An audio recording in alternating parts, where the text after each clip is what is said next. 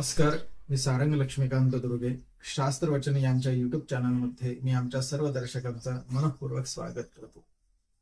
वसंतादो वत्सरादो बलिराज्ये तथैव च तैलाभ्यंगम कुर्वाणो नरकम प्रतिपद्यते.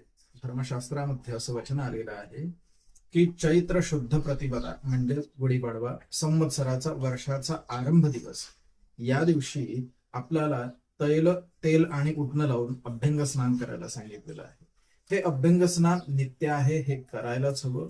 जो कोणी व्यक्ती हे अभ्यंग स्नान करत असेल त्याला यश, संपत्ती आणि आरोग्याची प्राप्ती होत असते.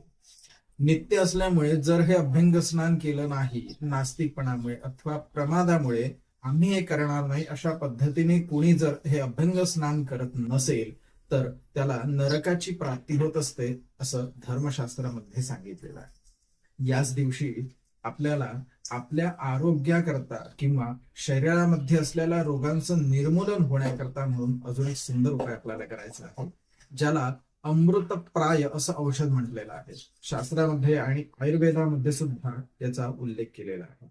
हे औषध कसं तयार करावं तर कडुनिंबाची कोवळी पानं जी फुलासहित मिळत असेल ती कोवळी पानं आणून आपण ती वाटावीत आणि त्यामध्ये मिरे, भाजलेला हिंग, ओवा, जिरे, सैंधव, मीठ घालावं आणि त्याचं मिश्रण तयार केल्याच्या नंतर त्यामध्ये चिंच आणि गुळ घालून हे सर्व मिश्रण घरातील प्रत्येक व्यक्तीने, लहान थोरांनी घेतल्यास म्हणजेच याचं ग्रहण केल्यास आपल्याला वर्षभर रोगांची प्राप्ती होत नाही अथवा शरीरामध्ये असलेल्या रोगांचं निर्मूलन होतं, कारण हे अमृत असं याला मानलेलं आहे.